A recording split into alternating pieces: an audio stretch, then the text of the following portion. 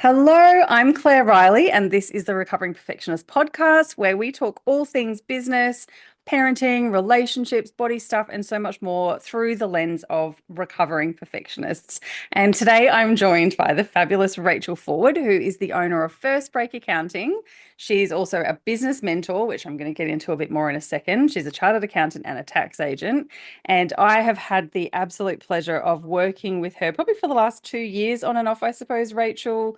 Yeah. Rachel's helped me with my finances. She's also come to a retreat of mine. We've done some coaching together, and she's coming to Bali this year as well. So I've absolutely loved getting to know Rachel, and she recently dropped the little bomb that she is, a business mentor, and certainly her business is moving more in that space. So we're going to have a chat with Rachel. So welcome, Rachel. So great to have you. Hello. Yeah, good to be here. Excellent. So, Rachel, do you want to give us in a nutshell about you, your business journey? I know you've been all over the globe in the last couple of years as well, which has been super exciting watching how you manage business completely remotely from most of your clients and all of that sort of thing. So, give us the Rachel Forward story in a nutshell.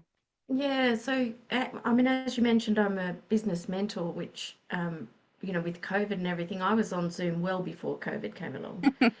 But it means that I deliberately set my business up as online so I could do lots of travel.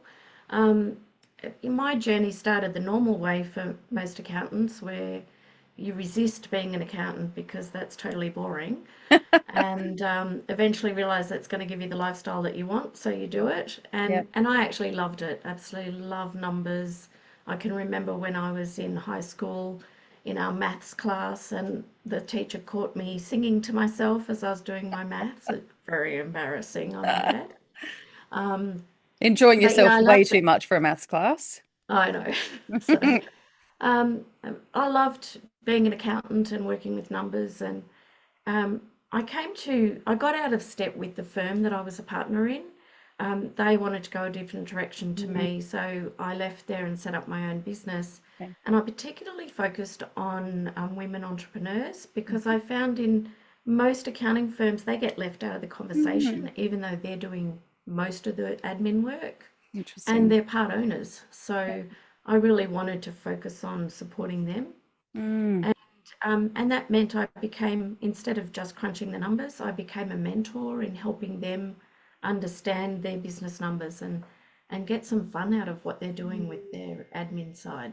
So, Interesting. I didn't know yeah. that about why you worked with women entrepreneurs, so that's really interesting. And interestingly, I was rubbish at maths. The last time I did maths was semester one of grade 11, which would have been 1999, and I got a D, my very first and only D I'd ever had during school because I absolutely hated it. I didn't understand it. I couldn't understand the application of it, etc. And so my story was, I'm bad with numbers. That was my story for a very long time until I started. Actually, when I was in retail management, we had a lot. I was really lucky in a couple of my positions where we had a lot of autonomy over our business. I mean, our shop or whatever that we were looking after, with P&Ls and like the difference between wholesale and retail and all of that sort of thing. And we had a lot of purview over that and a lot of control over that. And I started understanding like what the numbers meant in practical Yes. terms. And all of a sudden, I was really great with numbers. So these days, like, Yeah. as you know, I love doing my own bookkeeping. I love doing my own BAS and all that sort of thing, like a nerd. But I really get because I understand what it means. Like, I can see Yes. how it actually applies to my life and my business and that sort of thing. So, yeah, it's interesting, isn't it? It When you're like, is. oh, this is so Yeah. You boring. But get, actually, I just didn't understand yeah, what and it meant. you get that from school where you weren't good at maths, Yeah. which is quite different to accounting, and you Right. get that, I'm no good at this. And I can remember I did accounting in grade 11 and 12, and the Yeah, right. first semester of grade 11, we had this teacher, and I would say 70% of the class was failing accounting. Well, And, a small, or 25% of us were getting above 80% every time. hmm, We changed teachers, got a new teacher who just spoke to everyone in the class at their own level, and mm, all of a sudden everyone was passing and right. enjoying accounting again. So Interesting. Yeah. yeah, it's very interesting that the way it's delivered to Yeah, you. it's got a lot to say, hasn't it? I don't know if I've ever told you this. When I first moved back from London to Brisbane, I actually went to TAFE to do a bookkeeping course using MYOB years and Yes. years ago, it was 2007 or something like that. And I thought I'm going to be a bookkeeper because now that I've, had my, like, I'm interested in it. I went and did this course. I think it was maybe 6 months, might have been 12 months. I can't remember. And the man who taught it, I think I was the only female in the class. They were Mm. mostly dudes. And the way that he taught this and his whole person, I mean, he'd go out and he'd come back every 15 minutes stinking of cigarettes. So that was the first Yeah. kind of like, ugh, can't even be Yeah. around. But how Yeah. he taught it and how he sort of zoomed through everything. And the other people must have been like accounting people anyway. So they understood the concept between the ledgers. I'd never even heard of a Yeah. ledger. Like, and then he's trying to Yeah. teach me this piece of software back in 2007. Anyway, so I never pursued it. Yes. Suffice to That's say, I couldn't use my ob now if you paid me, sort of thing. But yeah. it definitely makes a difference who. It's interesting.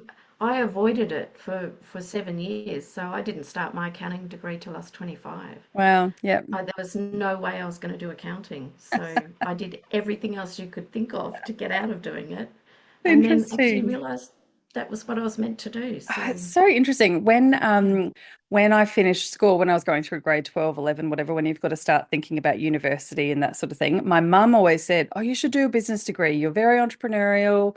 You're very like, got the management and the blah blah blah." And I was so offended. I was like, "Are you serious? I'm more interesting than business. I'm going to be an exactly. actress or a lawyer or a journalist or a furniture designer or something." I was so literally so offended that someone would think I should go and do a business degree. I'm like, that's Yeah, business degrees are for stuffy old men in stuffy old boardrooms doing stuffy old conversations. Like, that's not for me. But I, again and again, every time I went and got a job, I'd be like, right, just going to do my 9 to 5 and then getting out of there. And within 3 weeks, if every job that I had that wasn't already a management role, I ended up in a management role because I yeah, couldn't help myself that's fixing right. stuff and making things better and more efficient and more effective. And I loved it. And so eventually I was like, ah, she was right. Yeah, that's And right. then eventually I was like, fine, I'll just do business then. I know. And I avoided when I was asked to be a partner. I said no for about 2 months. Wow. And I just kept saying no, and I kept saying no, I don't want it. And eventually, I can remember the exact time I was driving across a bridge in our local town where I realized that I was meant to do it. Yeah. There's didn't matter how many times I said no, I was going to end up doing it. So I might as well just get on and do it. Yep. So Yep. yeah, it's Interesting. interesting. So, I mean, we're kind of not going down the track that I thought we were going to, which is always what happens on this podcast, which is fine. So, like when you see other people, for example, in your business mentor role, especially who might be I have like linked to an identity, i.e., you were linked to an I'm not an accountant identity. I was linked to I'm too interesting to do business account identity sort of thing. Do you see that with your business mentoring that people are attached to what they thought or what they think they're supposed to be doing rather than what they actually like and are good at doing? Do you see that Yes, I by and do. A lot large? of, yeah, I make sure with my mentoring it's not just about the business. It's Okay. about what are their personal goals, what are their lifestyle goals.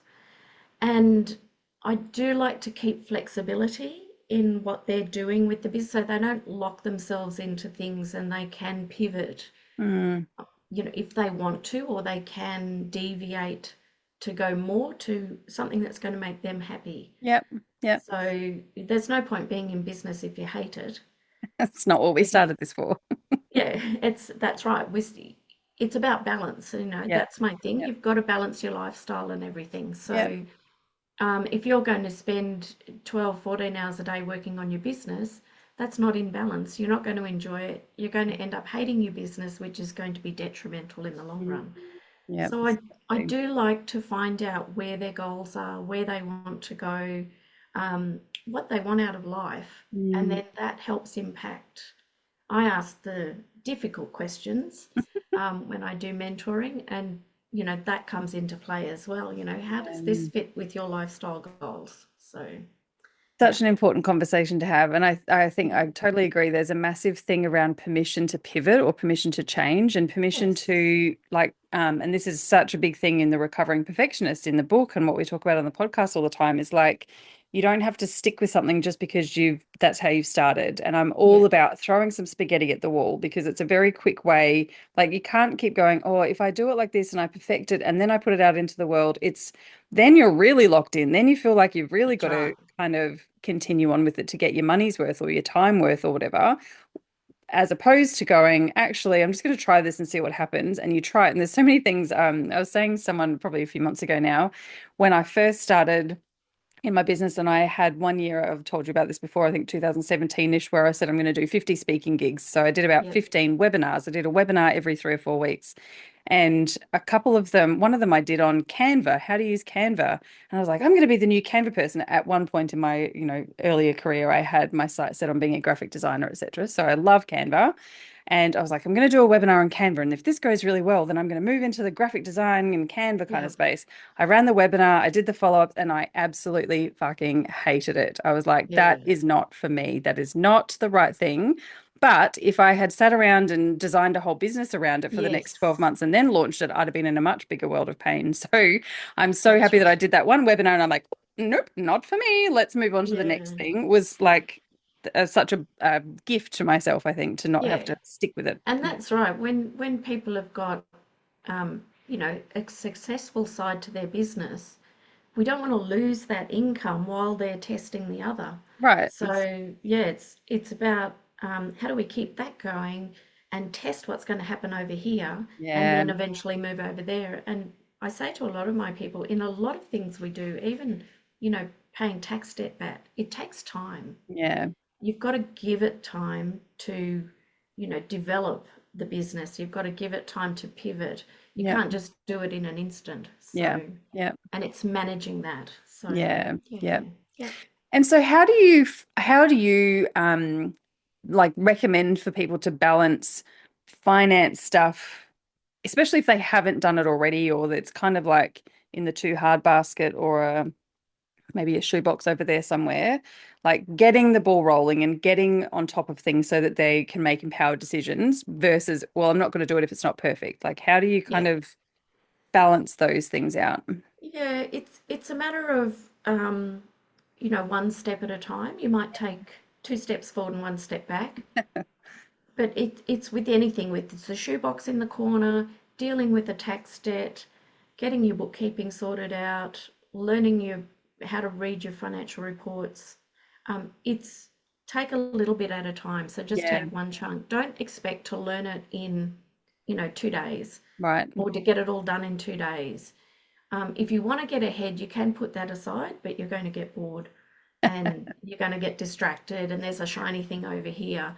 So do a little bit at a time. I recently got distracted with my work, with a few things going on. So I felt I wasn't progressing and being productive, and I started doing the Pomodoro Yep. 25/5, and I actually found, that got me started again. And Mm, it's the same thing with sorting out the shoebox, sure. sorting out all your money problems. Just get started, do one or two, Mm, progress. I actually find that a 40/10 works better for me, yep. just my style. Even if it's just a 10-minute a week to get started, Yep. it's getting started, it's making that small step. Then you can increase that as you get used to it and Yep. create a habit. I Yep. think creating a habit is important so that you're up to date. If you miss a week, it doesn't matter, or you miss 2 weeks, or you go on holidays for 4 weeks, it doesn't matter. Mm, You can still catch up again. mm, Um, it's just creating that habit, and the numbers in your business are so powerful yep. when they're up to date. Mm, So yep. yeah, And I but think you've got that's a to get really, sorry, sorry. you got to let go of that perfectionism. Yeah. It doesn't have to be perfect. Yeah. Um, Gosh, I can remember where I first started in the very first chartered accounting firm I was in, and I was doing a bank reconciliation, and it was out by 1 cent, and I was determined to find that 1 cent, and the boss had to come in and say, it's immaterial, Right. it's not It's important. not even a currency. Let go of that perfection, move Wow. on. Yeah. It's costing the client and me more time to Sure. find that 1 cent than it's worth. Yeah, So, right. you know, Interesting. set your materiality levels and move on. Yeah. So, Yeah. yeah, yeah, I think hearing that from someone who is a professional accountant and finance person is such a relief. yeah, Like, just for you to go, oh, well, it doesn't actually matter. I'm like, oh, that feels like a massive permission slip for me to also yeah. not make it perfect And as well. I mean, even with your tax, the ATO is not going to chase you if you've got it wrong by $10. Sure. Yeah. It's not a cost benefit for them. It's not worth Right. it. Yeah. They might send you a letter saying you've made a mistake here. Can you check it? Well, check it. No, I'm right, and here's why. Yeah. But they're not going to send you a letter for $10. Okay. So you Phew. know, yes. And if Awesome. it's $1,000, and if you find the mistake, own up to it. They Yeah. don't. They'd rather you own up, and if it's an honest mistake, it's they're fairly fair. Sure. So Yeah. yeah, Yeah. Yeah. Awesome. And you mentioned before that your business numbers are super empowering when they are available to you, which I yes, totally agree. And I think it's one of those things, I talk about content a lot of the time, but I also want people to understand like what impact on the bottom line your content is having rather than just doing content because Claire said you should. yeah, Right. So I think it's the same with with your numbers. Like the more that you understand it, the more that you can apply it and make good decisions and see the good outcomes. So like for someone who perhaps does it sporadically or has never really looked at that sort of thing, what inspiration would you like to give them around like if we got this sorted and you had the specific information about X, Y, and Z, then it would make such and such easier, better, more profitable, whatever. What's your golden nugget around like why yeah. why should we know our numbers? I think it's important to know your numbers so that it informs your decision making. Um, and a whole range of decisions. I mean, things like, do I attend Claire's Bali retreat? you know, if I've got my numbers worked out, yes, you must. Um, if I've got my numbers worked out, I know I can afford that. Sure. So, Yeah. or I know I can't afford it this year, I'll do it next year. And Yep. that's a goal that I'm going to put in. Mm, Something out of the blue happens. So, you lose a big contract, which is 50% of your income. mm, If you know your numbers, you can work with those and go, how am I going to recover from this? Where do mm, I need to cut back? What impact? Because you're going to lose that on the income side, but it's going to reduce some of your expenses as well. sure. Does that mean you have to reduce the money you're taking out of your business as well? Yep. It's a bit of crystal ball gazing, Mm, but by having your numbers in place, it means you're more informed with that crystal ball gazing. yeah. Yep. Yep. So, I yeah, definitely feel like there's less anxiety. Like finances and money are, costly lives and being self-employed, sole trader, all that sort of thing has its own set of anxieties for a lot of yeah, us, me yeah, included. And knowing that I like because I've got so many money systems in place, I know exactly what's coming out and when, and therefore if like same as you said, if someone yeah, pays an invoice late or doesn't pay an invoice or cancels their work or something like that, I can really quickly respond to that rather than freaking out or a month later being like, oh shit, now I'm in the red, or like really having um no idea about what's happened until after it's happened, no idea of the yeah, impact it's going to have on me and my business until after, and then you're scrambling to try and make it up rather than proactively, proactively. kind of Yeah. proactively, I suppose, but And it, managing it forwards.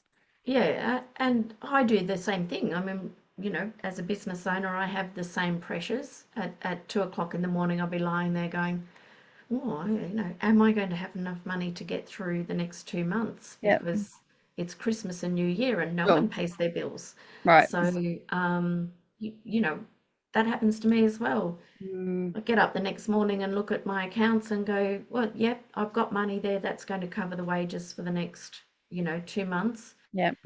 and my other expenses, so I know I'm okay. Yep. And um, because I have regular income coming in, I actually set a minimum level for my bank account, and I know that if I'm at that minimum level, I'm going to cover 2 months worth of expenses without any income coming in. Okay. Gotcha. Yeah. So as long as I'm at that level, I can happily go off and do other things and not worry Nice. about it. Yep. So Yep. yeah, Awesome. And I think that probably does feed into, coming back full circle, why we started our business. We didn't start our business to work 15-hour days and resent our business and not making any money and hate what's going on and all of that sort of thing. So looking after the reason that we started the business, i.e., usually flexibility and fun and Yes. family and travel and lying on the couch watching Netflix, whatever your thing is. So also having that front of mind to be like, I started this for a reason, and that reason is insert your reason. And Yep. in order to be comfortable to do that, I need to have baseline or buffer or whatever those sorts of things are. And if you don't know what they are, then you can't make sure you've got them. And if you can't make sure you've got them, then you don't have the flexibility to get the thing that you started the business for. Yes. Yes. Oh, it's massive. That's It's a this bit of a was knock-on a effect. yeah. It is a knock-on effect, but It is. and historically, doing the bookkeeping and accounting side of your business and the money management side and the cash flow side was enormously time consuming. But now with the bookkeeping programs, which Yeah. have predictive Yeah. suggestions, it's quick and easy. Mm, If you're doing it on a regular basis, it doesn't take long, and you're up and running, yeah. and you've got figures there to help you. So you don't need to spend enormous amounts of time doing the Right. money management side anymore. Yeah. And a So lot of people who I work with, the first thing on the top of their list to outsource is their bookkeeping. yeah. How do you feel about that? What are the pitfalls or Um, benefits of outsourcing all of this sort of thing? yes, I think outsourcing is good to a point. You have to be careful that you are understanding and keeping an eye on what's happening with the outsourcing. Mm, So I would, my ideal would be to have someone at the early part of their business learn how to look after their money and do their bookkeeping themselves. mm, And then as the business grows, outsource it. So when they're looking at the reports from the bookkeeper or they're going in, because you still got to go in and check it yourself, they yeah, can ask the informed questions of the sure. bookkeeper. Well, hang on, this has gone to the wrong account. Why Yeah, have you put it there? right. Or, you know, not the bookkeeper can't read your mind. So um, they make mistakes like anyone else. Sure. You have to review that and make sure it's Mm, giving you the right information that you yeah, need. yeah, totally agree. And getting monthly reports from your bookkeeper that you can then read, or you going in and actually getting them yourself. Yeah, Instead of just giving it to the bookkeeper and then giving it to the accountant at the end of the year and never using those numbers, which are yeah. extremely powerful. Yeah, totally agree. And I often you and I have had this conversation before around when you outsource it, often there's like a package. So the bookkeeper will do a certain amount of things, including the reconciliations and reports and that sort of thing. Yeah, But they're often things that will fall away unless you as the business owner are actively being accountable and responsible for it. So they're responsible for running the report and emailing it to you, but at the end of the day, it's your business. So you've still got to be on top of it that's and right. requesting those reports and making sure that they're, yeah, like you said, correct and that they make sense, and then doing whatever the next step is, which will be making decisions and that sort of thing, rather than just That's being right. like, oh, it's totally taken care of, so it's out of sight, out of mind, because Yeah, then exactly. you're throwing money down a hole as well. So, yeah, That's right. yeah, Yeah, yeah. cool. And people concentrate on the income side, and as long as I make this much per month, I'll be fine in income. But then the expenses get out of control, Mm. and all of a sudden you're paying for a software subscription and you're not using the software. So if you're not Yes. reviewing your numbers, you're never going to know that. Right. Yeah, So exactly. Yeah. yeah, yeah. Okay, so to wrap us up, what would be your three financial habits that you would recommend to people to get started with, or say if someone said, right, 2025, this is my year to get my money sorted. What would be the three habits, not just like one of kind of things, but things that they would need to kind of religiously do for the next 12 months in order to be in 12 months' time feeling really confident and comfortable with where their money finances are? Yeah. I think the first habit would be regular review of your numbers, whether that's getting the shoebox worth of receipts out and starting to do your reconciliation of your accounts, Hmm. your bookkeeping, um, whether that's starting to look at your reports and working out what they're going to do, but a regular time, whether it's weekly, fortnightly, um, monthly, and monthly is the least amount. I would do at least every month. Yeah. Create a regular habit, get a checklist of what you're going to do in that meeting with yourself, with your numbers. What am I going to review? Mm, And then understand what that checklist is asking you to do. So if it says review your profit and loss, understand what that means. mm, So the three habits mm, would be a regular um, money appointment with your business, a learning, ask the questions, find someone that can teach you about what are these telling me instead of just looking at it and going, oh yeah, I don't know. Um, Understand your obligations. So as a mm, business owner, I think it's important to get on top of your obligations to the ATO. mm, And if you've got employees fair work as well, just just get on top of those. Find out your the time your BASs are due, the mm, time your PAYG instalments are go. That's pay as you go. Instalments are due. What's the tax impact of what you're doing? If your money's growing, do I have to put more aside? mm, Create that habit of checking that. That could be every quarter, a bit longer. But yeah, that regular habit would be the thing. So, regular habit, understanding what that habit's doing for you and the reports that it's getting you to do, mm. and know your obligations as a Yeah. business owner. I think that would be three Love really it. important things. Yes, thank you. And I totally agree. And I think as your business grows, those obligations and things you need to be compliant in do seem to change. And I Yes. know, quite a few people who've kind of gotten caught out where we think we're doing the right thing, but we're only doing 50% of the right thing because there were like two new things we need to start doing instead of just one or that sort of thing. So I guess working with someone like you who is, a money person, but also the business mentoring, and you see the bigger picture and make sure that it's all working absolutely makes sense. So, Yep. obviously, for anyone listening or watching, we'll pop Rachel's contact details in the show notes and all of that sort of thing. But, Rachel, tell us where we can find you. Have you got any resources we should be checking out on your website or anything like that? I know she has an awesome blog and an awesome newsletter, which I hang out for because it reminds me of those dates and tells me what's due in the next month or so, which is super helpful. So, highly recommend to jump onto Rachel's newsletter if nothing else. But yes, where's the other best places to go and lovingly stalk you around the internet?